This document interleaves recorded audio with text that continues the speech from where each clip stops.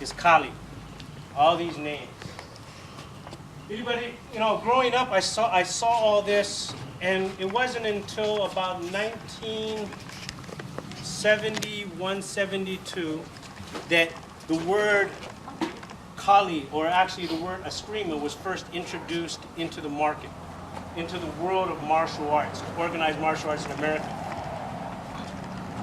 And the two probably influential men, one was named Ben Lucusa. Anybody heard that name before? Sir. Sir. And the other one was Danny Inosantos. Inosantos was given an opportunity at the Long Beach Internationals to share with the world, and that was his introduction of the word. He put up on stage for the first time Filipino martial arts. We weren't even called that then. I was told how much time I have because they know I can talk story. So it's he introduced what you're seeing today. Up until that time, it was karate, it was Chinese martial arts. Really, Filipino martial arts wasn't something that was really talked about. He introduced it. Kali, Escrima, put it up on the stage and introduced it. A little piece of history. Most of you know, out of the internationals came a man named Bruce Lee. History was changed in martial arts because of Bruce Lee. But what a lot of people don't know is Bruce Lee wasn't the first choice for the role of Kato. The first was a Filipino martial art, Ben Lucusa. Ben was initially offered the role to play Kato. And because of his commitments in his church, and he didn't want to be a part of Hollywood, he turned down the role.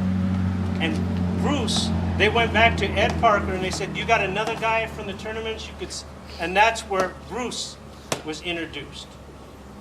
But Bruce wasn't the original candidate for, and if just think of where Filipino martial arts probably would have been if that completely would have changed, if Ben would have accepted that role.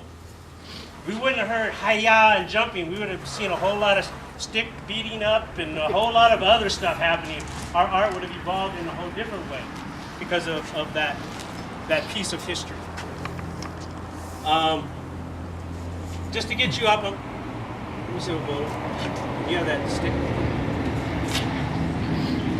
So, one of the things that, as a guerrilla, one of the things that they call, we refer to as paddling, okay? And that's not hitting with the edge of the blade, it's hitting with the flat of the blade. And it was used for when the Japanese would use, because of the length of their rifle and the bayonet. And so they would paddle off of here, then make the cut, and the cut. And so you're gonna paddle, okay? Just come here. Now, this cut here, where the strength of the cut is, and that goes back to that wrist, is understanding how the body has to stay. If I was cutting through the torso and I did this, I'm not going to cut through the blade. Okay? That would hit it and it would stop. It's this shoulder that creates the strength. It's the body that goes behind the blade. How many of you have seen this posture? Yes? Sir. Okay. That is a fulcrum. Your arm is a fulcrum for that cut to get that movement. This doesn't have any point or no fulcrum to move off of the cut. But I place my arm here, I can create leverage in a fulcrum. When I move here and I create to the body, it's the turning of the torque of the body that makes the cut, not just the wrist. That's one of the difference between that cut of the blade. Okay? It's not about the bruise, it's about cutting through the torso.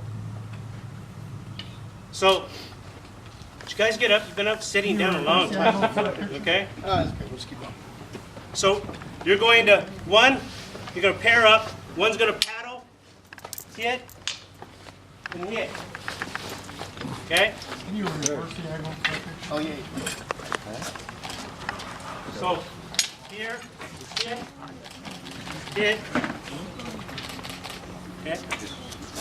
So now, that cut, which direction am I standing with the group?